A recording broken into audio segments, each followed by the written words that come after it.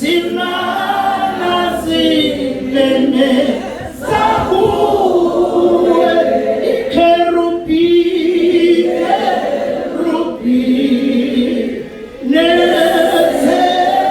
nezerafi simama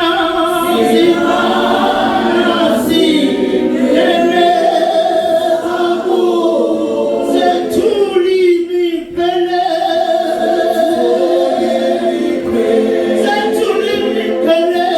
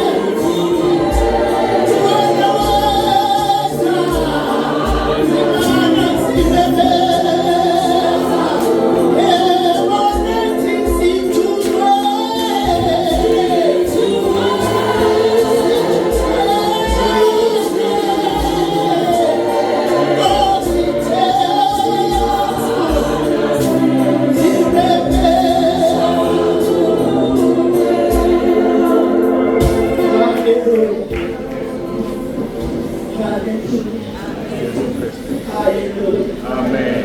Hallelujah. Amen.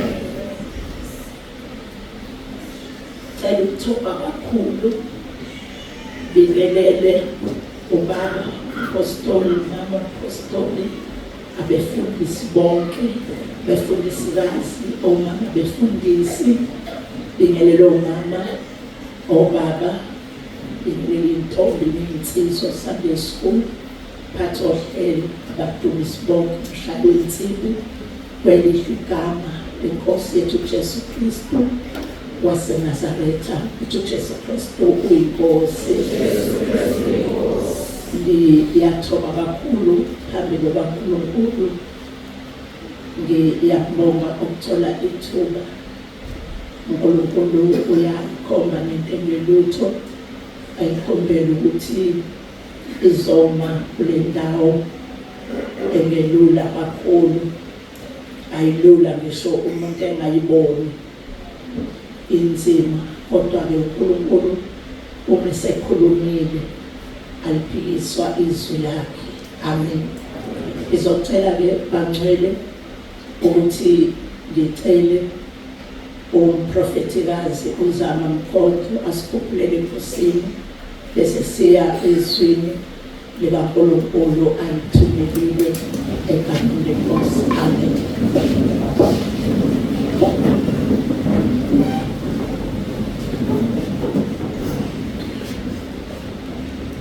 Baba wethu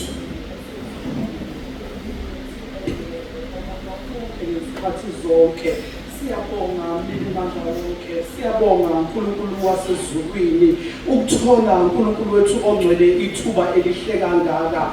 Nasi Nkosi lesikhathi sesifikile futhi uNkulunkulu wethu ongcwele sezwi lakho. Siyacela uNkulunkulu wethu ongcwele uvule izindlebe zethu zizwe ngomsa wakho, senze Nkosi okuyinkando yakho, ngoba Nkosi uma sizwi izwi lakho okuyilona Nkosi okungena ngalo ukukholwa lingena maqede sizwe uNkulunkulu wethu ongcwele ukukholwa. Siyafisa Nkosi ukuthi empilweni zethu kwenzeke njengoba kwenzeka uNkulunkulu wethu ongcwele kuyizenzo emveni kokushumayela kukaPawuli. Babuzana bathi madoda bazalwane sizokwenze njani na? Waphendula uPawuli wathi phendukani nibhabhadiswe egameni likaJesu, wathi zethembiso zike zenu kanye nabo bonke abakude nabaseduzane inkosi uNkulunkulu wethu ayobabiza.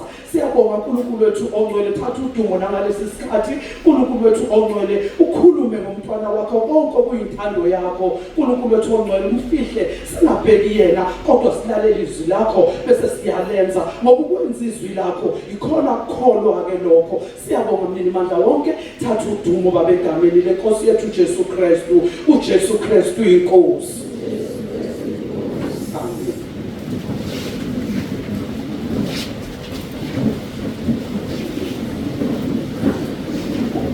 uJesu Kristu uyinkosi. Ngizocela ngokukhulu kusithoba ukuthi ngicele abangcwele bangisele imike kumama uMathenjwa, uyena ongifundelayo ngoba angikwazi ukusifundela iThayipeli eliyiphupho. uNkulunkulu wakhe ukufunda efonini kuphela. Izwi lanamhlanje uNkulunkulu langalesi sikhathi uNkulunkulu asiphe lona, sikuyo itimu kubaba wethu asiphe yona enikezwa uNkulunkulu ukuthi-ke kanjalo nendodana yomuntu elitholakala kuMathew 12:40.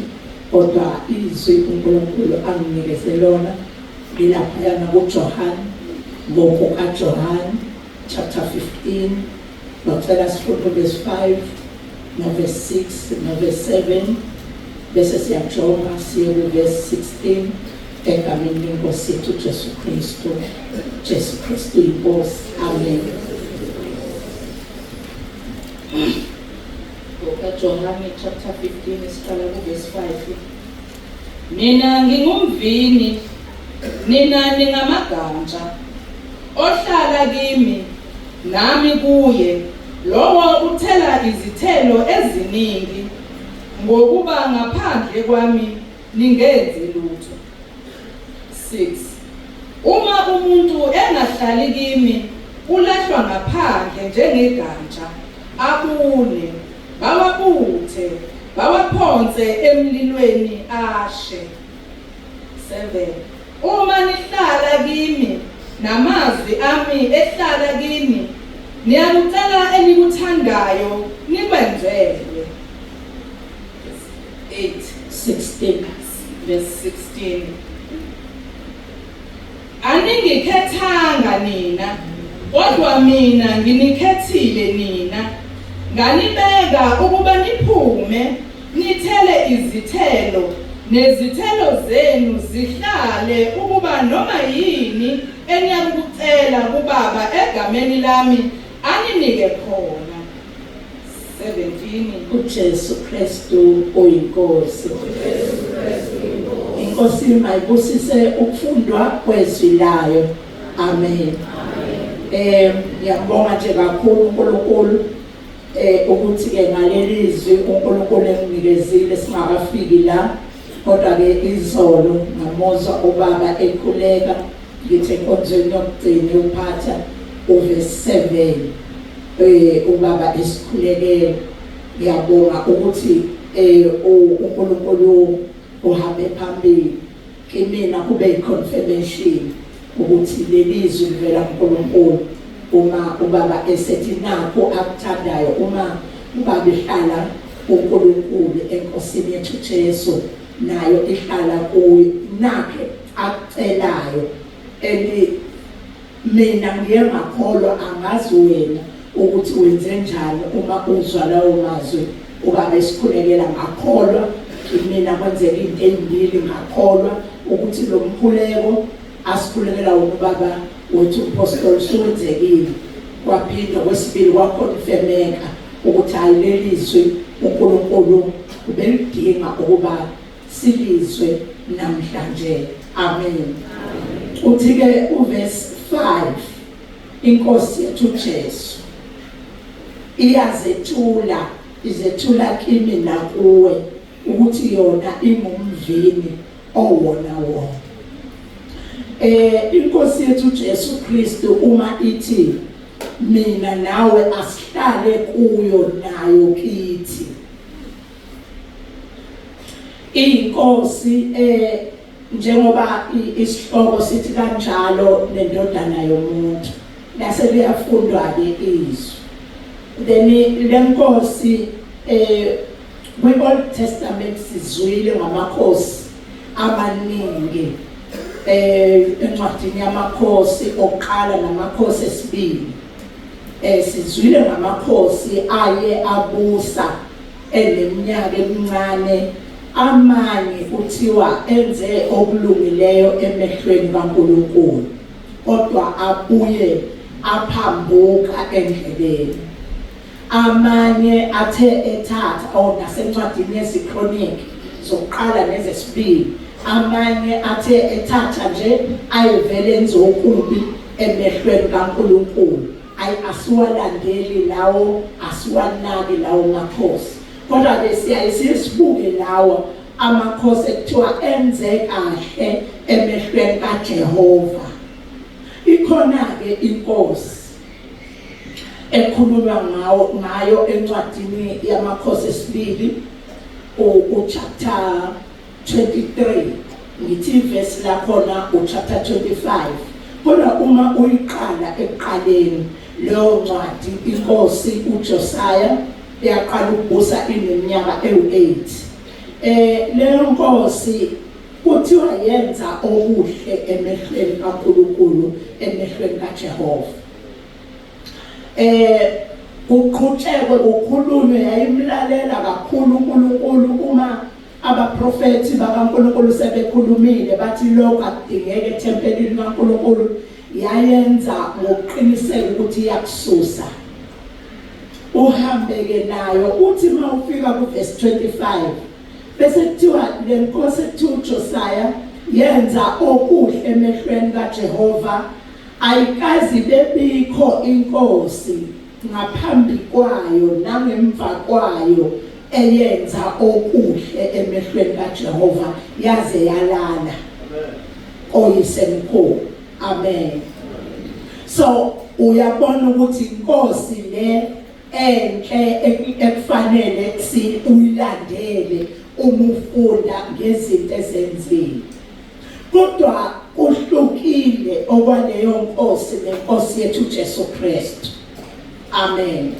Sekushiwo kwathiwa ayikazi bebikho enye inkosi eyenza kahle ngaphambi kwayo ngisho amakhosi oyise bakaJosiah nangemva kwakhe futhi ayikazi bebikho. Kodwa asizwa kuthiwa yona yake yavuka ethuneni. Amen. Ilapho inkosi yethu Jesu Kristu yehluka khona. And asikaze sizwe futhi ukuthi inkosi uJosiah yaziprofethela yona ukuthi izongena izofa yembelwe ube kanjani njani. Kodwa inkosi yethu Jesu Kristu kuphela esizwa ngayo la uMatthew okuyinkimu yeinkonzo zaleli Phasika ukuthi yaziprofethela yona ukuthi izongena ethuneni izinsuku ezintathu ibuye ivuke. Amen. Lokho kusho ukuthini ke kimi nawe? Kusho ukuthi uma ngesengizwa lamazwi akhulunywa kuJohn 15 verse 5 uma isithi ungumvini owona mina nawe asihlale kuyo nayo kithi ukuze sithele izithelo. Ebese ithi leli sentence lokugcina ku verse 5 umuntu nomuntu angenze lutho ngaphandle kwenkosi uJesu. Hallelujah. Abese kuba umbuzo ke othi mina nawe ngesihleli kuphi? Sihleli kiphi inkosi? Noma uhleli kuleya uJosiah eyafa kodwa ayikazi izivuke. Noma uhleli kwamanye amakhosi ekuthiwa aqala abusa enze okulungileyo emehlweni kaJehova kodwa abuye aphambuke endleleni enza okunengekayo kuNkulunkulu. Uhleli kuphi? Ngoba uverse 5 uchaza kahle ukuthi ayikho into ongayenza ngaphandle kokuthi uhlale enkosini yethu Jesu Kristu nayo ihlale kuwe. Leli zwi ke bangcwele uverse 5 liveza ngokusobala ukuthi kunemphumela emibili uma thina esikuleli Phasika siye sahlala enkosini yethu Jesu nayo yahlala kithi. Sizothela izithelo. Hallelujah. Sizothela izithelo ezinhle. And iyaqinisekisa ku verse 16 ukuthi cha kuthini sayikhetha. Asikhethanga thina kodwa iyona yasikhetha inkosi yethu Jesu ngokuthi ivume ukushawa ihlupheke ize iyolenga esiphambanweni ithwala izono zethu ithwale amangcoliso ethu. Ithi ke thina okwethu umsebenzi sewenziwe inkosi yethu Jesu. Kukhona izwi lithi izwi lesithupha emazwini ayisikhombisa lapho ithi khona uphelele ufeziwe. Yayithi kuphelele ini? Yayithi kuphelele ukuthi umuntu wasemhlabeni angeke sasenza isono abulawe akhandwe ngamatshe njengoba bekwenzeka kwi-Old Testament.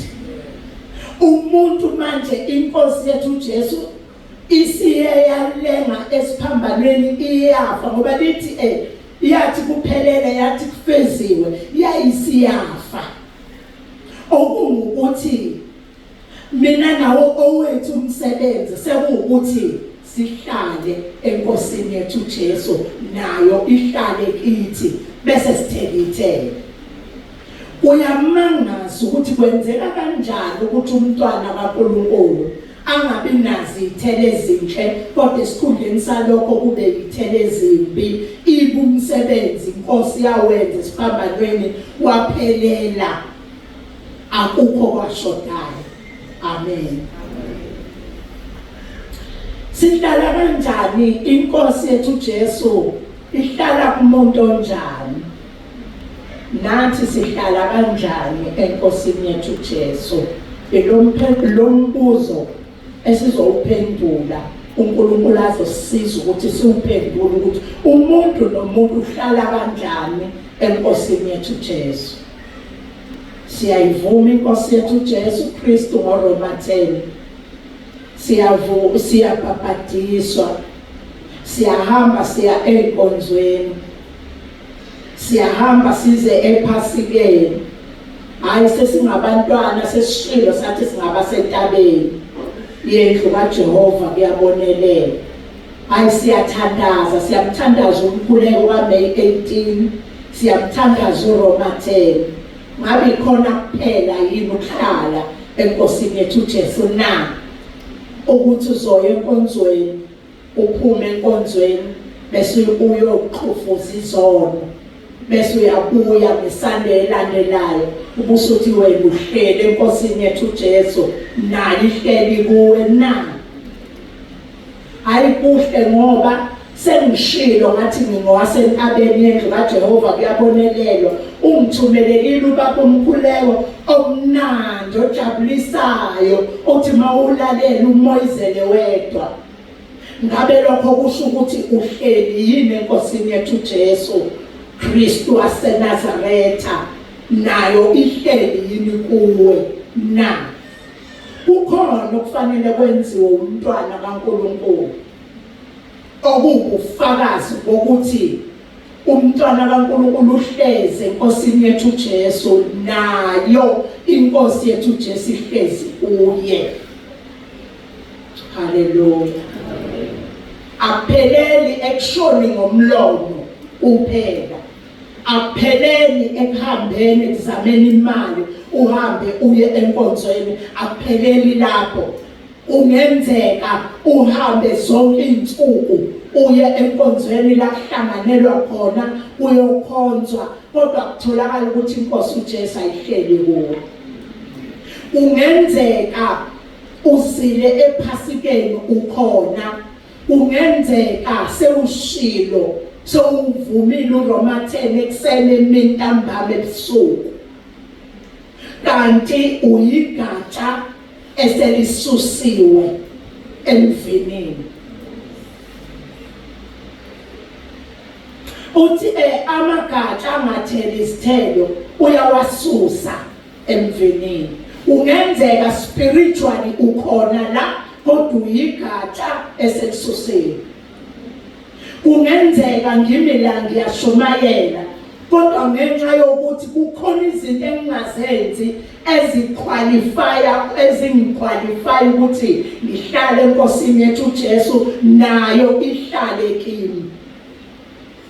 Kungenzeka ngimi la spiritually ngiyigatsha eselisusiwe emvinini.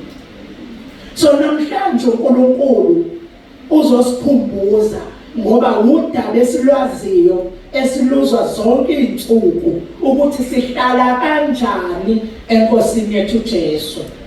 Haleluya.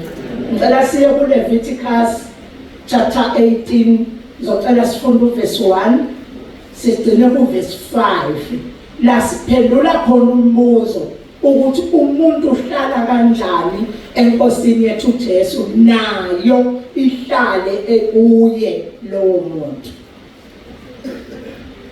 Jesu Kristu inkosi. Jesu Kristu. Levi chapter 18 isihloko sithi imithetho yomshado. uJehova wakhuluma kuMose wathi, yisho kubantwana bakwa-Israyeli uthi kubo, nginguJehova uNkulunkulu wenu. 3. Ningenzi njengokwemisebenzi yezwe laseGibhithe enahlala kulo, ningenzi futhi njengokwemisebenzi yezwe laseKhanani enginiyisa kulo, ningahambi ngemithetho yabo. 4. Nenze izehlulelo zami, nigcine imithetho yami, ukuba nihambe ngayo, nginguJehova uNkulunkulu wenu. 5. Ngalokho anogcina izimiso zami nezahlulelo zami. Uma umuntu ezenza uyakuphila ngazo nginguJehova. Amen. Hallelujah. Ukwenza imiyalo kaNkulunkulu okwenza nanayi uNkulunkulu uyazethula ulokhu ethi nginguJehova uNkulunkulu. Njengokuba nakuJohn 15 inkosi yethu Jesu iyazethula ithi ngumvini owona wona. Hallelujah. Into ezokwenza ukuthi mzalwane inkosi yethu Jesu Kristu ihlale kuwe nawe kuyo ukulalela imithetho neziyalo zikaNkulunkulu bese uyazenza. Kuyilapho ozokhuluma khona uthi ngiyayazi inkosi yethu Jesu Kristu ihlala kimi nami kuyo. Ngicela siphuthume ku1 John chapter 2 siyofunda verse 3 no verse 4.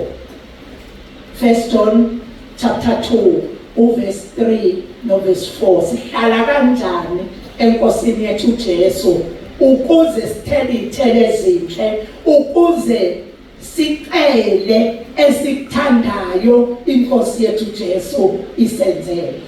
Verse 3. Ngalokho siyazi ukuthi siyamazi yena uma sigcina imiyalo yakhe. 4. Lowo othi ngiyamazi engagcini imiyalo yakhe ungumqambimanga, iqiniso alikho kuye. Amen. Hallelujah. Uma nje kungafika umuntu nje kuwe mzalwane azothi kuwe wena umqambimanga ungakujabulisa. Kodwa uNkulunkulu uthi namhlanje umuntu othi uyayazi inkosi yethu Jesu kodwa engayigcini imiyalo kaNkulunkulu ungumqambimanga, iqiniso alikho kuye. Hallelujah. Sifanelwe ukuyenza imiyalo kaNkulunkulu, siyenze imiyalo yenkosi yethu Jesu ukuze sithele ithele, ukuze uverse 7 kaJohn 15 inkosi yethu Jesu amazwi ayo ahlale kithi nathi kuyo bese sicele sikuthandayo isenzele. Udinga ukuthi senze imiyalo kaNkulunkulu. Sigcina imiyalo kaNkulunkulu kanjani sikuphi? Ngiyacela siyencwadini yamaProverbs uchapter 7. Socela sifunde uverse 1 no verse 2 no verse 3. Ngizocela uma ekhona sizofunda kwelesizulu. Kodwa uma ekhona ophethe iversion yaka New Living Translation asifundele futhi naye. Ngiyocela ukuthi naye asifundele lama verses ngoba kukhona indatshana ngesilungu ebekeka kamnandi eyenza ukuthi mina nawe sicacelwe ukuthi uthini uNkulunkulu la. Kodwa ngizocela siqale isizulu. Isaiah 7 verse 1 to 3. Ndodana yami, gcina amazwi ami, uzibekelele imiyalo yami. 2. Gcina imiyalo yami uphile, nomthetho wami njengenhlamvu yeso lakho. 3. Yibophe eminweni yakho, uyilobe esibhebheni senhliziyo yakho. Amen. Amen. Ngiyacela ophethe iversion yaka New Living Translation asifundela futhi Proverbs chapter 7 verses number 1 to 3.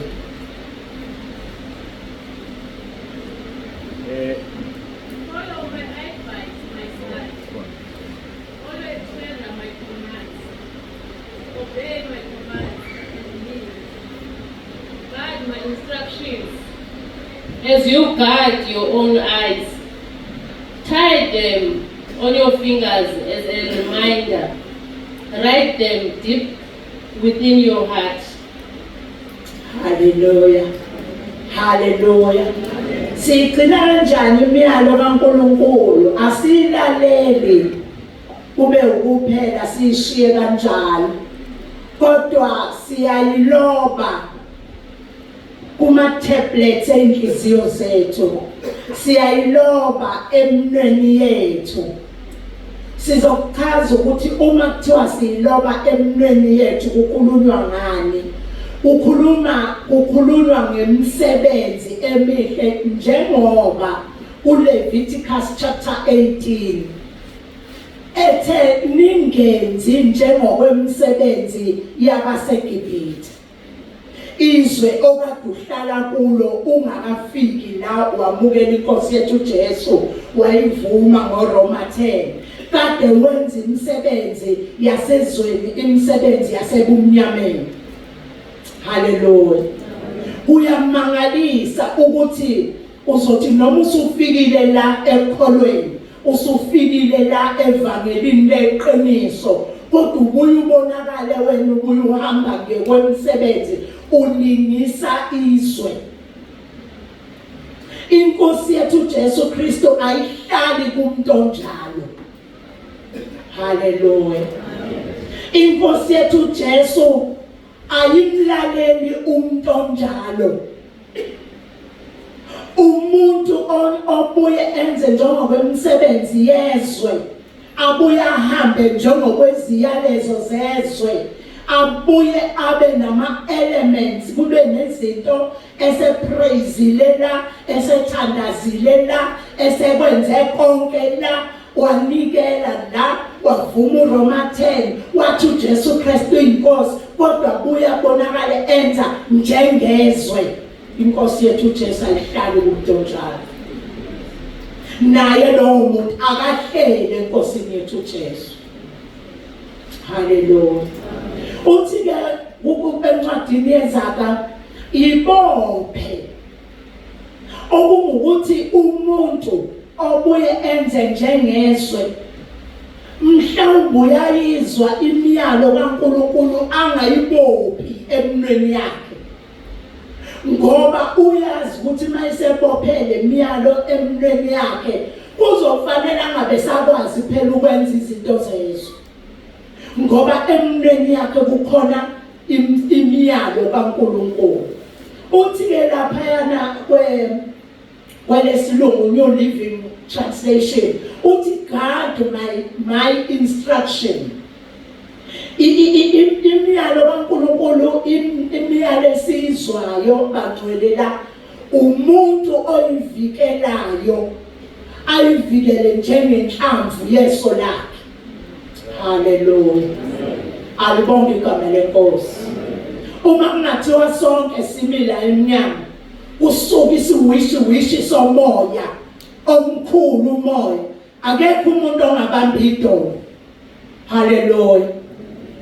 Kusuka amaphepha, kusuke amapieces otshani, akekho umuntu ongabamba la ehlombe, akekho umuntu ongabamba i-elbow, kodwa wonke umuntu angabamba ephi? Emehlweni, evikela ini? Amehlo akhe ukuthi ungangeni inhlabathi noma amapieces otshani. Uthi uNkulunkulu imiyalo yakhe umuntu nomuntu akayivikele kanjalo njengoba uvikela iso lakho. Wenza njani wena uma sewuyizwile imiyalo kaNkulunkulu? Uyayivikela nje, uyayigcina nje enhlizweni. Uyahamba yini phambi kwabantu uma abantu bekhuluma kabi begxeka ivangeli lensindiso, wenze njani? Uma kuukuthi uyahleka awuvikeli umyalo kaNkulunkulu. Uma kuukuthi uyathula awuvikeli umyalo kaNkulunkulu njengenhlamvu yeso lakho. Uma kuukuthi uyavumelana nabo, uma bethi ayikunzima kabi phela ukwenza ukuthi nokuthi, uvumelana na awuvikeli umyalo kaNkulunkulu njengenhlamvu yeso lakho, ngeke inkosi yethu Jesu ihlale kuwe, nawe awuhleli kuwe. Angeke uyithele izithelo ezinhle, angeke uthele izithelo ezizokwenza ukuthi inkosi yethu Jesu Kristo ihlale kuwe. Ngicela siphuthume ku1 Thessalonians chapter 5, sizofunda verse 23 no verse 24. Sivikela kanjani imiyalo kaNkulunkulu ukuze inkosi yethu Jesu ngoba ingcwele kade sihlabelela sithi izingelosi ekhaya ezulwini zethula imqhele zibeke phansi bese zithi ungcwele ungcwele ungcwele uNkulunkulu wethu. Ngiyacela sifunde 23. Kepha uNkulunkulu wokuthula yena uqobo makaningcwelise ngokupheleleyo ulondolozwe umoya wenu wonke nomphefumulo nomzimba kungabi nacala ekufileni kwenkosi yethu uJesu Kristu. 24. Uthembekile yena onibizayo oyakukwenza futhi. Amen. Hallelujah.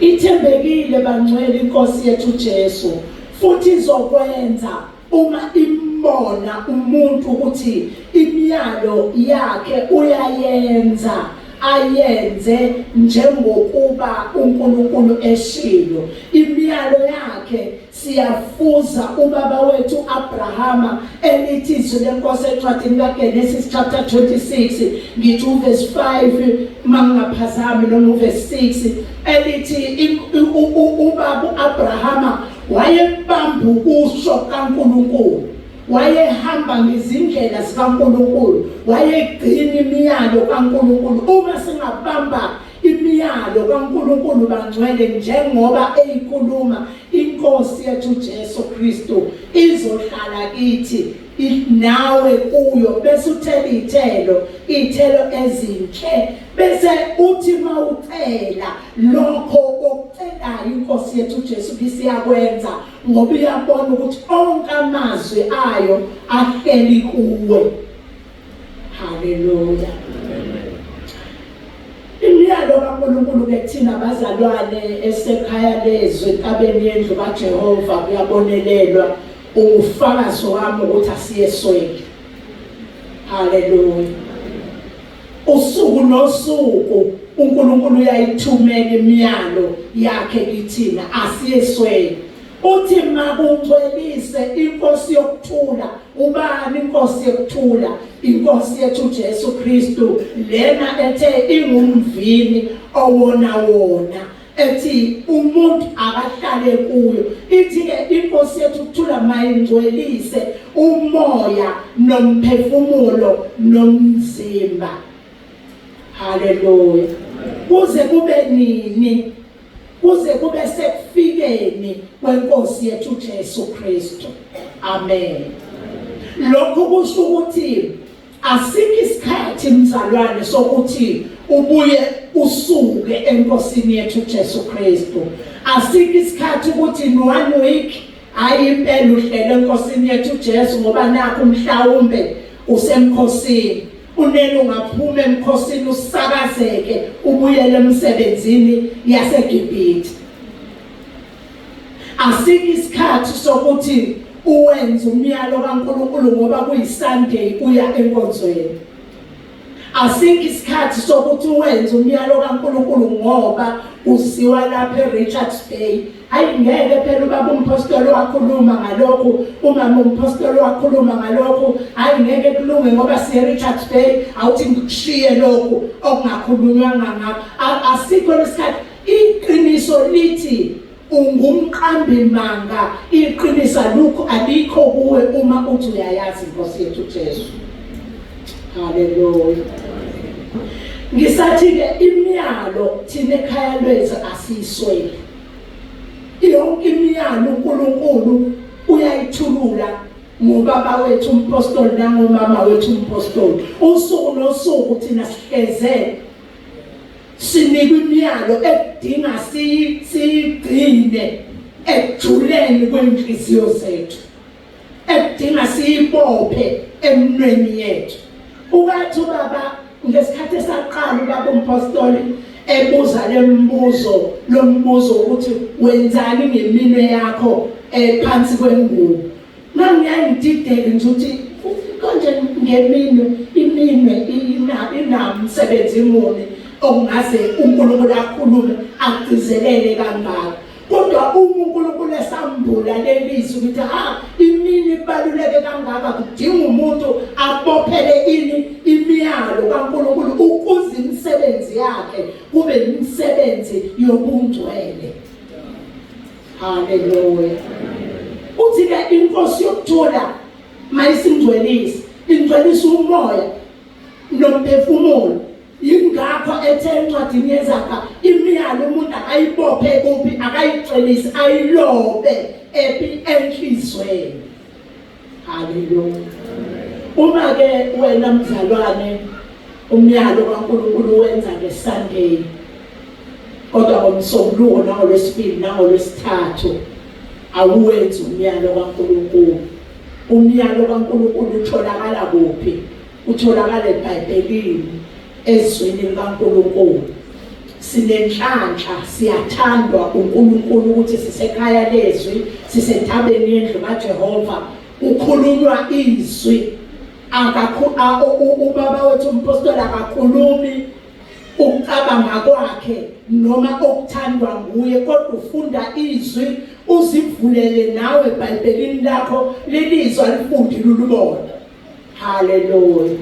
Kodwa umbuzo uthi uyalenza yini? Uthi niyakuyenza kuLeviticus 18 uthi nginguJehova uNkulunkulu wakho, uyakuyenza lemiyalo ukuze uphile. Uthi kwiZaga 7 ilobe lemiyalo ukuze ubenjani uphile. Okungukuthi umuntu kufanele ngaso sonke isikhathi angabuya atholakale ekwabafileyo, ngoba umuntu ongayenzi imiyalo kaNkulunkulu ufile esaphila kwelikamoya. You are dead spiritually uma ubuye ungayenzi imiyalo kaNkulunkulu. Uthi umama wami umpostoli ngelinye ilanga enkonzweni zangoLwesine ukhuluma ngethempeli, ngokwakhiwa kwethempeli. Uthi akukhulunywa ngethempeli elizindonga, kodwa kukhulunywa ngami nawe. Siyakhiwa usuku nosuku. Wena uhlobo olunjani lwethempeli? Uyakheka yini na? Hallelujah.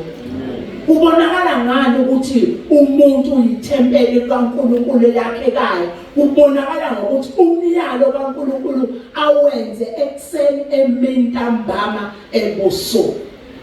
Hallelujah. Onjani umuntu ohlala enkosini yethu Jesu Kristu? Amahubo chapter 2. Ngicela sifunde verse 11. Uma sisuka lapho siye kuMshumayeli chapter 12. Ngicela sifunde verse 13 no verse 14.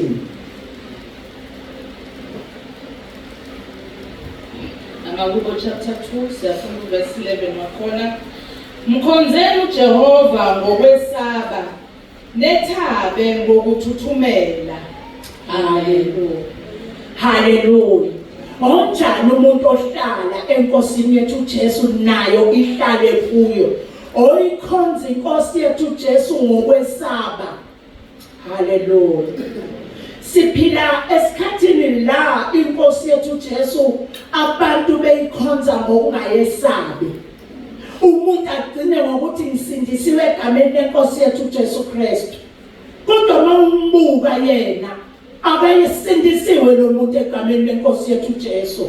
Inkosi yethu Jesu ayihleli kuye lo muntu ngendlela agqoke ngayo nangendlela azenze ngayo. Yebo uyayikhonza, uma ungahamba uyomfica ebandleni uyomfica ekudumisa zakhala inyembezi.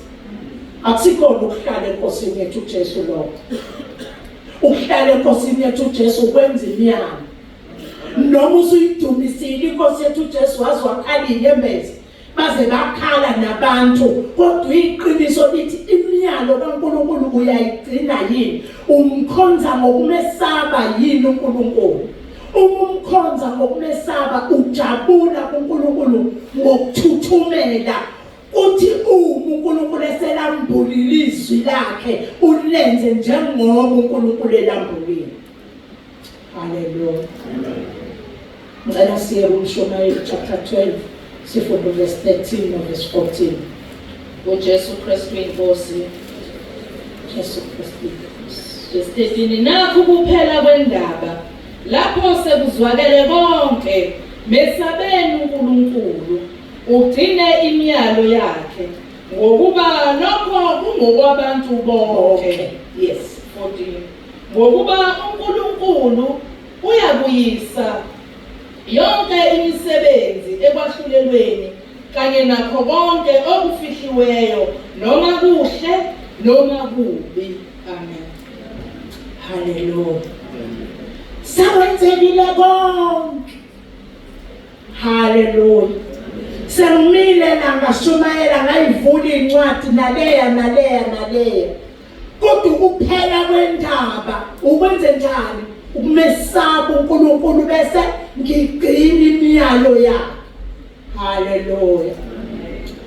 Izwi likaNkulunkulu akusikho ukuhlwayela njengomuntu ehlwayela nje imbewu engabheki nokubheka ukuthi ihlala kuphi, ihlala emhlabathini, ihlala emseleni ombileyo noma ihlala ngaphandle.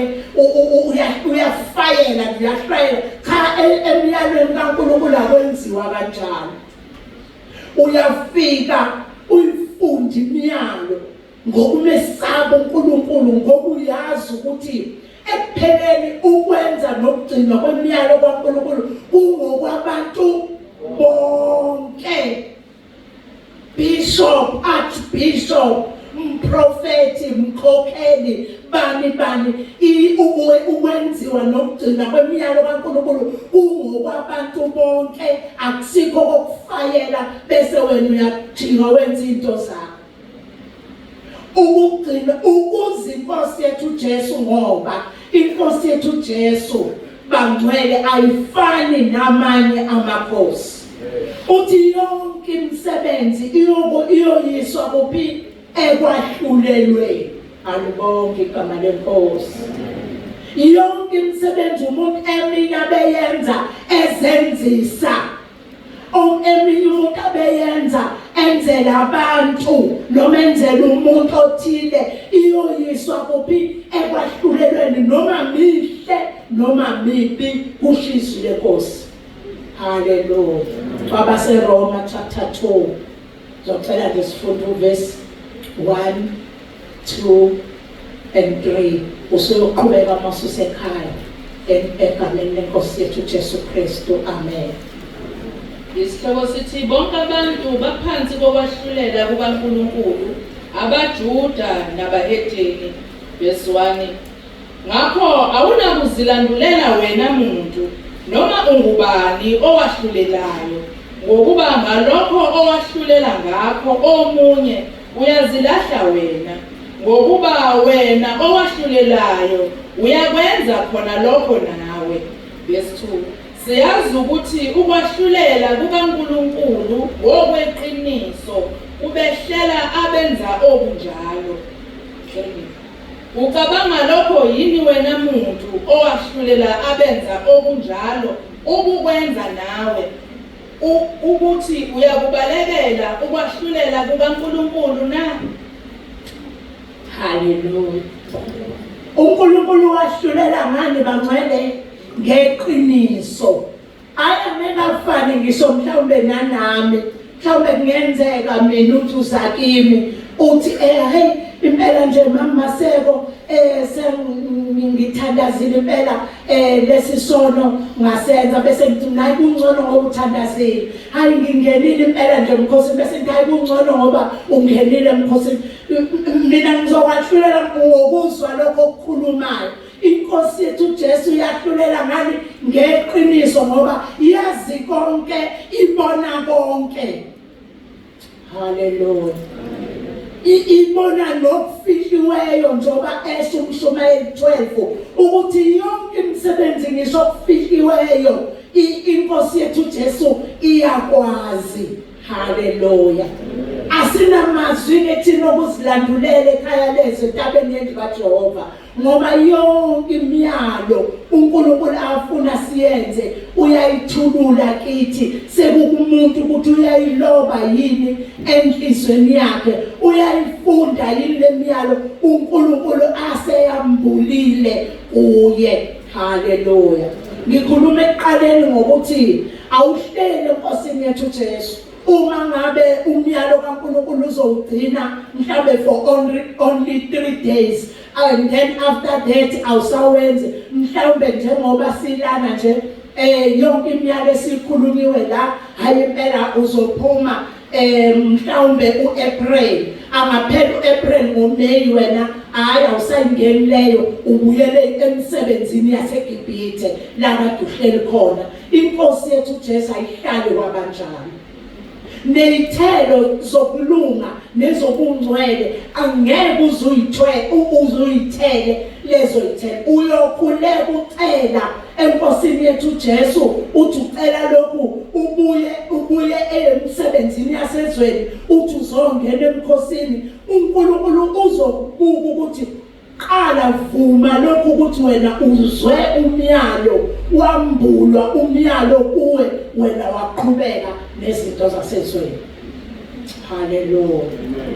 uNkulunkulu akafuni ukuthi umuntu afike amlande ezweni amlethe la entsindisweni enkosini yethu Jesu Kristu abese lo muntu eyabuyela athi la phakathi enkosini entsindisweni la phakathi evangelini leqiniso kodwa abebuye ecobhoze ezintweni zasezweni ezintweni zasemuva. Akafuni uNkulunkulu. Ukhulume ngakho encwadini kaIsaiah chapter 43 ngizocela siufunde uverse 18 bese ufunda uverse 19 ukuthi uthini uNkulunkulu umesambulile umyalo kaNkulunkulu. Ikhona imyalo uNkulunkulu ayambulayo la ayambule kwesinye isikhathi ngobaba wethu ngezwi kwesinye isikhathi confirm uNkulunkulu nangabaprofeti nabaprofetikazi bakaNkulunkulu bese usala kumuntu ukuthi sewambuliwe izindlebe zenyama izindlebe zomuntu zenyama zezwa ukuthi uNkulunkulu ukhuluma uthini kodwa bese kutholakala ukuthi umuntu mhlawumbe uyawenza lo msebenzi lo umyalo for few days maqede emva kwalokho abuyele ezintweni zasezweni. Sacela sifunde Isaiah 43 uverse 18 noverse 19. Verse 18 Ningakhumbuli izinto zakuqala ningazindli ngezindaba zasendulo. 19 Bekani ngiyakwenza okusha kuyakuqhamuka manje angithi ngiyakwazi na. Hallelujah. uNkulunkulu uyambula okusha na Isaiah chapter 42 uverse 8 futhi uzoyithola indaba ecishe ifane nale ukuthi uNkulunkulu uyambula okusha. Alibonge igama lenkosi. Bangcwele uNkulunkulu uma sifuna ukuhlala enkosini yethu Jesu naye ihlale kithi. Ake siba abantu abathobekile abalalela uNkulunkulu singaphakami singazigabisi emehlweni kaNkulunkulu umesambulile. Wambulile uNkulunkulu la 2023 amaHubo 147 verse 10. Hallelujah. Alibonge igama lenkosi. Wambula uNkulunkulu ukuthi uyofakazela uFirst Thessalonica chapter 5 ukuthi makungcweliswe inkosi yokuthula makungcweliswe ini umoya nomphefumulo nani nomzimba kuze kube sekufikeni kwenkosi yethu Jesu Kristu. Wambula uNkulunkulu lapha ngokugqoka. Hallelujah. Indaba enzima kubantu abangahlele enkosini yethu Jesu kodwa ngathi mawuthi uyakuyena uyomtshela ukuthi wena mzalwana uhlele enkosini yethu Jesu aphatheke kabaza kuzonde. Hallelujah. Ngoba uzokhuluma iqiniso ukuthi awuzwanga umyalo kaNkulunkulu okhuluma ngalokhu kugqoka ukuthi uthena uNkulunkulu uthe akathokozi ngemlenze yomuntu. Uwenze njani wena mzalwane? Usizinani? Ngelinye ilanga imlenze uyayimboza ngelinye ilanga uyimboza. Uhleli yini enkosini yethu Jesu na? Uma umbuzo ungaqonda kuwe ngqo uthi uhleli yini enkosini yethu Jesu na? Uzophendula uthini? Hayi ngihleli. musuthi awusibheke mzalwane uqoke kanjani utheni uNkulunkulu ezwini lakhe imiyalo kaNkulunkulu uthe ibophe emunweni yakho ngesikhathi uyiayina le ngubo yakho uyiayina uyiwasha uyiayina ngesikhathi uyiwasha ngemini nangezandla zakho uye kwaqinisekisa enhlizweni yakho ukuthi uhlele enkosini yethu Jesu wethu imiyalo na haleluya uthi uNkulunkulu ngobaba wethu umpostoli encwadini kaJeremiah chapter 22 imvelo yenze njani imvelo yenze njani iyaloba ukotini awuyona imvelo kaNkulunkulu uyini ukotini uyimvelo kaNkulunkulu awuzuloba yini lokotini ugqokile ungawugqokanga ngokwemiyalo kaNkulunkulu ithi incwadi yesambulu izincwadi zavulwa nenye incwadi yavulwa wayichaza ubaba wethu ukuthi kukhona nencwadi ebhalwe yimvelo qaphela uthi umama wethu umama wami umpostoli ngelinye ilanga ngolwesine usifundela izwi kuMateyu uthi isihloko saleyo nkonzo sithini qaphela ukuthi uyawenza imiyalo msalwane uNkulunkulu esewambulile umyalo akawambuleli ukuthi uyowenza ngoba uye enkonzweni kuphela haleluya kungenzeka bephela ubencane amen ngoba umyalo kaNkulunkulu lekhuluma ngawo haleluya uNkulunkulu ethi akathokozi ngemlenze yomuntu kanti uthi akathokozi ngemlenze yakho ngamhla uye enkonzweni kuphela mawuye edolobheni uyathokoza ngayo wambula uNkulunkulu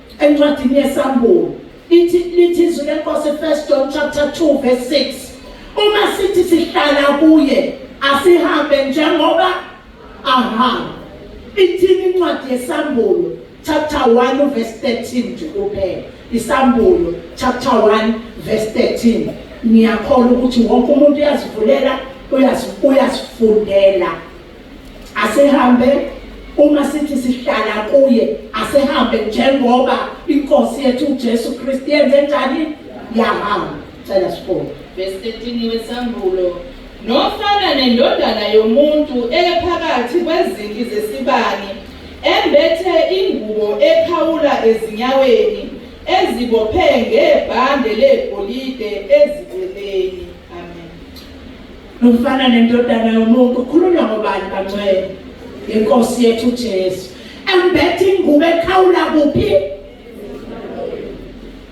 embethe ingubo ekhawula kuphi uma uthi uhlala kuye hamba njengoba uma inkosi yethu Jesu Kristu yayembethe ingubo ekhawula ezinyaweni eyakhe ikhawula kuphi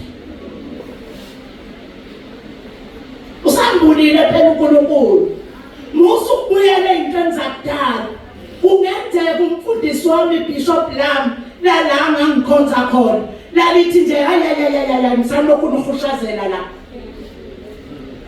kodwa uthi kuIsaiah 43 ngingabusabuyele indabeni zakuphi ngoba mina sengenze njani sengambule okusha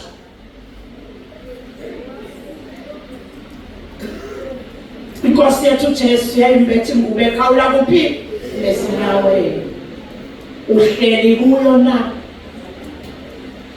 yona ihleli kuwe uma singakhawule zakhe ezinyaweni ngeke ihlale kuwe iqiniso lithini awuyazi inkosi uJesu umuntu uyayazi umqambi na iqiniso alikhulu wakhuluma uNkulunkulu ngelinye ilanga enkonzweni zikaJulayi zika 2022 mangaphazanga wakhuluma uNkulunkulu ngobaba wethu umpostoli uphinde wakhuluma futhi emasontweni adlula ambalwa ngoIsaiah chapter 3 haleluya usuyacabanga ke usuyakhumbula emsalwane uma kuukuthi uyasilalela inkonzo iqiniso ukuthi bazalwane kufanele sikhulume njengoba linjalo ngoba sisazoya kuphi ekwahlulelweni. Hallelujah. Wakhuluma uNkulunkulu, wakhuluma ngakho futhi ukugqoka, wakhuluma ngezingubo zangaphansi, izokhosi, wakhuluma nangesicathulo, amahili. Hallelujah. Uma mzalwane uhleli kuye, uma uNkulunkulu esambulile, ngabusabuyela ezindabeni zakudala, ngoba uNkulunkulu usambule okusha. Uma uthi ufuna ukuthela ithelo, ufuna ukuthi nawe umshumayeli ethi yonke imisebenzi yokwahlulelweni noma yimbi noma mihle imisebenzi, uma ufuna ukuthi uverse 6 kaJohane chapter 15 ungenzeki kuwe, ungabi yigatsha eselisusiwe khona ukhona uthi usekholweni. Uma ungafuni ukuthi ube yigatsha elizosusa lize liyophethe emlilweni, ungasayikhumbuli indaba zakudala. Yenza njengoba izwi kaNkulunkulu likhuluma kuwe. Kwesinye isikhathi imiyalo kaNkulunkulu ayilula, lena athi umuntu akayilobe enhlizweni yakhe, kodwa kubiza ukuthatha isinqumo njengoDaniel encwadini kaDaniel chapter 1 uverse 8 ithi uNkulunkulu wamenzela umusa uDaniel ngoba wathatha isinqumo, wathi akezingcolisa ngesidlo senkosi ngoba uyasibona ukuthi singcolile. Uyasithatha isinqumo uma usuzwile umyalo kaNkulunkulu. Athi uNkulunkulu uma uwenza ngokumesaba nangokuthuthumela. Uma mzalwane uNkulunkulu ambula kodwa ungenzi njengoba uNkulunkulu esho, angazi noma uqifelisa umyalo kaNkulunkulu, angazi ukuthi kwenzakalani enhlizweni yakho, ungasithathi isinqumo, uyigatsha esenqunyiwe khona umphakathi ebandleni. Khona sekushiwo ukuthi ibandla lasentabeni uNkulunkulu ukhona kulo. Alibonge igama lenkosi. Ngingakafiki la ngizozobhabhadiswa ngo-2022 February 13, ngingakafiki ngithi kwakuJanuary ngisazoza la singazi, sisazobuza indlela nobaba wekhaya ubaba Maseko nabazalwane esazobhabhadiswa nabo. Ngihleze ekhaya wangikhombisa uNkulunkulu, wangikhombisa ngingena umnyango engangena kuwo wakuleli sayidi, ngingakaze ngifike la. Wangikhombisa uNkulunkulu, ngifika ngihlala la, ngathi mangihlala la ngabuka la odongeni epulpit, ngabona kune-screen esikhulu esila esine-frame ye-gold. Phakathi kulesi screen kubhaliwe la epulpit, kubhaliwe ukuthi Jesus Christ dwells here. Kunomuno okhombile la, ngawubona lo mbono ngathula. Safika la sizobhabhadiswa, sahlala kuleli sayidi nobaba, ngathula nje, angithi mina ngikwazi ukubona la. Hallelujah. Ngathula, sakhonza, saqeda, sadla kamnandi, kwakusahlalwe ematafuleni andlala iy'ndwangu ezimhlophe. Mawuqeda ukubhabhadiswa kwakumnandi impela, sasidekelwa njengey'khulu. Impela hayi kwakusekuhle Nkosi yami, ngiyabadabukela asebebhabhadise kamuva. Hallelujah. So sahlala etafuleni, kodwa kukhona lokho enhliziyweni yami ukuthi mase sifike ekhaya ngizombuza ubaba Maseko besikhona ni-screen la. Sihambe masifike ekhaya siqeda ukukhuleka bese ngiyambuza, baba besikhona i-screen epulpit laphayana? Athi baba cha besingekho. Besingekho cha, awukho nombhalo okukhona. Ayibongekho umbhalo. Ase ngiyabona ukuthi uNkulunkulu ubengikhombisa ukuthi la uLevi entabeni yendlu kaJehova kuyabonele uJesu Kristu ukhona. Haleluya. Alibonge igama lenkosi. So uma ke uNkulunkulu eseyambulile imiyalo la ukhona and usewufakazi kababa wethu umpostoli nomama wethu umpostoli nabafundisi abemala nomprofetikazi okamela ukuthi uambulile umyalo wakhe indaba isisele ukuthi uyawenza yini. Alibonge igama lenkosi.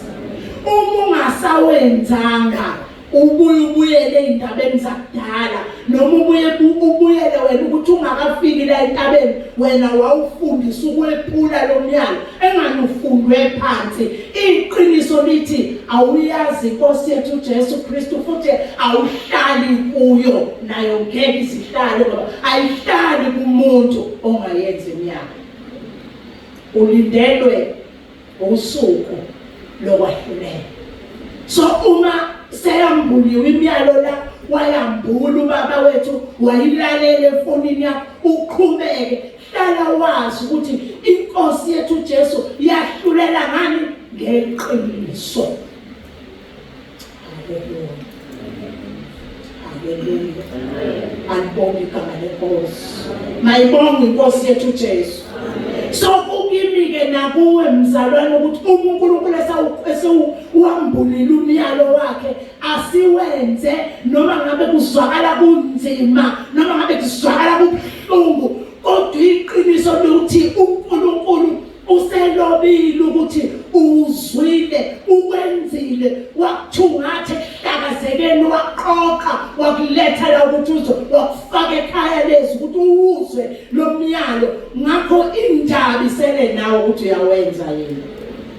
Ngithi noma ungaba nesibindi lithe izwi lenkosi encwadini kaTimothi lathi asinikwanga umoya wokugwala. Haleluya. Kodwa sinikeza isibindi sokungabesaba abantu noma bangahleka babe 100 babe 1000 behleka kodwa uma wena enhlizweni yakho la ulobe khona imiyalo kaNkulunkulu ukuthi wenza umyalo kaNkulunkulu awembulile kuwe musu ukhathazeka. Haleluya. Musu kuba namahlo, musu kuba nesibindi sokwephula umyalo kaNkulunkulu. Ngoba bakhona abanjalo. Alibonge igama lenkosi. Ukhona umuntu onesibindi sokwephula umyalo kaNkulunkulu oze athi cha uyabona manithi uNkulunkulu akathokozi ngemlethe mina ngizoke ngigqoke ngezansi kwamadolo ngigqoke phambi kwakho umfundisi noma ngizogqoka phambi kwakho umpostoli unesibindi esibi mzalwane. Kodwa iqiniso lithi uNkulunkulu ufakazi womfundisi ufakazi kababa umpostoli kamama umpostoli uwambulile umyalo kaNkulunkulu ngoba uthi 1 Corinthians chapter 4 verse 5 ithi inkosi yethu Jesu ningahluleli lutho nini ngokuyeza ubona phakathi enhlizweni imhlinzo yomuntu uyeza uzokwahlulela. Ngakho umpostoli umfundisi umama umpostoli uvikelwe yilelo zwi lokuthi uambulile so akasezobahlulela lutho uzokubuka ungawugcina umyalo ungawenza umyalo kaNkulunkulu kodwa athi uNkulunkulu ufakazi wami ukuthi mina angigodlanga inkembe egazini ngiwambulile noma usengawephula azazodlula phambi kwami lo muntu kodwa mina ngivikelekile ngoba uthe angahluleli lutho ngoba uyeza wena Nkosi Jesu wahlulela ngeqiniso uzokwahlulela ngesimhlinzo. Athi uHezekeli chapter 33 uverse 6 mawusukela kuverse 6 athi ena uma mina ngambula imiyalo yami kuwe bese ngithi hamba batshele Hezekeli ungabatsheli athi igazi labo liyobuzwa phezu kwakho. Alibonge igama lenkosi. Athi kodwa uma mina sengambulile ngase ngithi mina hamba batshele wena wabatshela kodwa bangenzi njengoba ubatshelile ngikhulumile mina uNkulunkulu igazi labo liyobuzwa phezu kwabo. abangawenzanga umyalo kaNkulunkulu. Isho ngoba inkosi yethu uJesu iyakubona ukuthi awuzuthela ithele ezinhle. Usibona ukuthi uhlakaniphile wena, ukhona utho okwazi ukulenza ngaphandle kwenkosi uJesu. Uthi verse 5, ningenze lutho ngaphandle kwami, kusho inkosi uJesu. Haleluya. Akho zonke insuku zokuphila kwethu asihambe emiyalweni wenkosi yethu uJesu eyasikhetha esingayikhethanga thina. Haleluya. Ngicela sifunde uHezekiel 33 verse 12 egameni lenkosi yethu uJesu, yena lo ngiqeda ukukhuluma ngaye. Verse 12, uzwe mzalwane ukuthi uNkulunkulu yini ayifuna kuwe ngemiyalo yakhe nangobungcwele. Verse 12 kaHezekiel 33, kepha wena ndodana yomuntu, yisho kubantwana babantu bakho uthi, ukulunga kolungileyo akuyi kumophula ngosuku lwesiphambeko sakhe, nobubi-ke bomubi akayikuwa ngabo ngosuku lokubuya kwakhe ebubini bakhe, nolungileyo akanakuphila ngakho ngosuku lokona kwakhe. Haleluya. Inkosi yethu uJesu Kristu ethi iwumvino wona asihlale kuyo nayo kithi, iyona ezobuya izolanda ibandla layo emhlabeni. Uthini uverse 12? Uthi verse 12, asihlale singcwele silungile bangcwele kuze kufike inkosi yethu uJesu, ngoba noma ngabe kade ngingcwele up to yesterday kuze kube usuku lwayizolo, kodwa uma namhlanje sengonile sengiphambukile, inkosi yethu uJesu ayizubuka lobu bungcwele bami bayizolo, izobuka lokhu kona kwami kwanamhlanje ingahlulele ngakho. Haleluya. So angikwazi ukuhamba ngiphakeme, angikwazi ukuhamba ngivula amaphiko ukuthi mina kade ngingcwele kabi izolo, mina kade ngenza izinto ezingcwele kabi izolo, bese namhlanje ngiyona. Ithi inkosi yethu uJesu ayiseyukubuka lobo bungcwele bami bangayizolo, ukuthi umuntu ekusene mintambama ebusuku umzuzu nomzuzu akahlale enjani, engcwele. Ngoba kunokwenzeka uthi uyaphambuka ngoba uthi wena kade ungcwele izolo uvele wahlulelwe uqonde esihogweni, usube ngcwele iminyaka ngeminyaka, kodwa namhlanje wawusuyaphambuka. Alibonke igama lenkosi. uNkulunkulu akasizeke bangcwele ukuthi imiyalo kaNkulunkulu asiyithathe singenzi njengezwe, ngoba uNkulunkulu ziyamnenga zonke izinto ezisezweni. Haleluya. Yonke into eyenzeka ezweni uNkulunkulu izinengiso kuye. Luka 16 verse 15, ukuthi wena mzalwane ngizocela ophethe uNew King James aphinda sifundele kuNew King James, ukuthi wena-ke mzalwane uma usuyamukela inkosi uJesu wasindiswa wabuphila wanquma ukuthi uphila umngcwele, musu ukuncikisa izwe empilweni yakho, yifa maqondana nezwe life kuwe. Haleluya. Musu ukuncikisa izwe ekhaya lakho, musu ukuncikisa izwe kunoma yini oyenzayo, hamba according to the word of God. Cela sifunde Luka 16 verse 15, wayesethi kubo, nina ningabazishaya abalungileyo emehlweni abantu, kepha uNkulunkulu uyazazi izinhliziyo zenu, ngokuba lokho okuphakemeyo phakathi kwabantu kuyisinengiso emehlweni kaNkulunkulu. Haleluya. Haleluya. Ngicela ophethe elesilungu ngoba sifuna ukuzwa lokho okuphakemeyo okuyisinengiso uNkulunkulu. ngicela asifundele ophethe uNew King James full verse 15 kuphela. uJesu Kristu inkosi yakho sifunda kwi-NIV. Okay. Luke 16 verse 15. 15. He said to them, "You are the ones who justify yourselves in the eyes of others, but God knows your hearts. What people value highly is detestable in God's sight." Hallelujah. uNew King James uthi, and that is highly appreciated by the people. Lokho okuthandeka ezweni, alibonge igama lenkosi. Lokho okuthandwa yizwe okusho ukuthi uNkulunkulu uyasikhipha ezitayeleni. Hallelujah.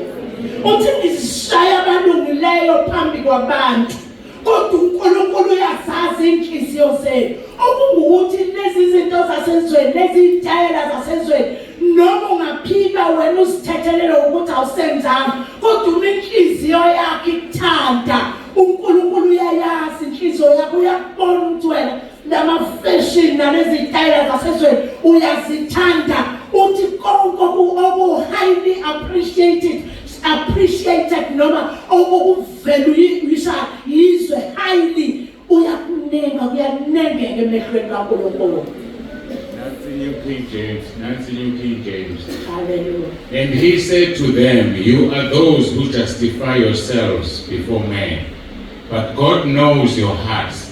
For what is highly esteemed among men is an abomination in the sight of God." Hallelujah. Jesu Kristu inkosi. Uyasikhipha bazalwane kunoma yiluphi uhlobo lwesitayela. Isaiah 3 ubaba sifundeleyo wona ukukhuluma azokhuluma nawe ngemshuqulo. Hallelujah. Ikhona imshuqulo ephumile ezweni esitayela eyifashion. Thina uNkulunkulu ukuthi uma ngabe highly esteemed ezweni, highly appreciated, kuveluiswa yizwe, thina nawe asangeni kukho, ngoba thina silwela ukuthi inkosi yethu Jesu ihlale kithi nathi kuyo, ngoba singenze lutho ngaphandle kwenkosi yethu Jesu. Waqala wathanda isitayela sasezweni, waqala walibuyisela emva kwakho usonjalo umprofeti kaZuzama Mkhondo ngelinye lama Sundays uthi ena ufunda izwi elithi uyalizwa izwi kaNkulunkulu kodwa uthatha ulibuyisele emva kwakho. Hallelujah. uNkulunkulu esambulile uyithatha imiyalo uyibuyisele emva kwakho bese wena ugijima nezitayela zasezweni. Kuyanengeka emehlweni kaNkulunkulu, kodwa uzobuya uze la uzoyishaya olungileyo phambi kwabantu. Khuluma izwi kaNkulunkulu. Luke 16 verse 15. Hallelujah. Into kufanele siyenze bazalwane, mina nawe, khipha konke okungathandwa uNkulunkulu enhlizweni yakho. 1 John chapter 5 ngimcela kakhulu kwelesilungu uma ekhona uNew Living Translation. 1 John chapter 5 ufunde nje verse 21. Yebo ko verse 18 ukhuluma ngokuthi izwe limi ebubini. Hallelujah. Usuyofunda ususekhaya, kodwa bengicela nje verse 21 ka1 John chapter 5 uNew Living Translation ukuthi uNkulunkulu yenze njani ukuze ahlale enhlizweni yakho nawe uhlale kuye, ukuze kuthi mawucela okuthandayo akwenzele, ngoba ubona mina nawe sihleli kuye naye ekithi. 1 John chapter 5 verse 21. Nancy Living Translation. New Living Translation. Dear children, keep away from anything that might take God's place in your hearts. Hallelujah. Siyabonga. Uzwile mzalwane? Sikhalelelise nento ezokwenzani, ezokhipha uNkulunkulu, ezokhipha inhliziyo yakho, inkosi uJesu enhlizweni yakho. Alibonge igama lenkosi. Keep away from anything that might take God's place. Inhliziyo yakho, imzimba wakho, indawo kaNkulunkulu, indawo yenkosi yethu Jesu Kristu. Uma kukhona into ozoyithatha wena, uzoyididela enhlizweni yakho, iyaphuma inkosi yethu Jesu, ayikwazi ukuhlala enhlizweni yakho. Keep away from anything that might take God's place in your heart. Inhlizweni yomuntu, empilweni yomuntu, fanele kuhlala inkosi yethu Jesu Kristu. Kuphela ukuze ucele okuthandayo enkosini yethu Jesu bese iyakwenzela. uJesu Kristu uyinkosi. Bese uvuma isono sakho. Ngoba uzuvela uyikhiphe lento. Bese uyaqala ukuthi hayi ngi-right angisakwenzi. Hayi ngi-right sengakukhipha endlini yami. Bese uyasivuma isono. Usivume noma ngabe sijulile kangakanani. Usivume ngiyangibabuzeke, ngiyangibuze kubazalwane eBrentini. Mangabe kukhona into nje eyenzakalayo noma ngabe umzalwane uzocula uzokwenza njani, ngibuza ukuthi kodwa bazalwane ninawo ama-dates nobaba umpostoli. Hallelujah. Bese ngiyabuza umzalwane, uyabhala njena mzalwane izono zakho ngoba ayikho into, awukho umsebenzi kaNkulunkulu okufanele uwenze unesono ongasivumile. Ngoba wenza umsebenzi kaNkulunkulu kodwa akawuzwa, akawuboni ngoba usithwe yilolu donga lwesono. Isaiah chapter 51 verse 1 and 2. Ngakho ayikho into ozoyenza, thatha lento ethatha indawo kaNkulunkulu enhlizweni yakho uyikhiphe bese uyasivuma isono ngoba akuphelele uma uyithathe wayikhipha kwakuphela wangasivumi isono. Ziyavunywa abazalwane izono noma ngabe sinzima kangakanani, futhi khona manje phela ngithi sekunzima kwakungcono ubaba wethu sisamlalela efonini kuphela singakaze sibonana amehlo namehlo. Kwakungcono awuvuma usho wazi abangazivela. Hallelujah. Abangazivela. Ayisekunzima abantu seyangazi seyamazi uMamaseko. Kodwa ngenxa yokuthi angifuni ukuthi inkosi yethu Jesu isuke kimi, ngifuna ukuhlala kuyo nayo kimi, kuyangiphoqa ukuthi angisivumele sisono noma sinzima kangakanani. Ngoba inkosi yethu Jesu Kristu yahlulela ngeqiniso. Romans chapter 2. Yithi uJesu Kristu uyinkosi, inkosi yomsa, inkosi.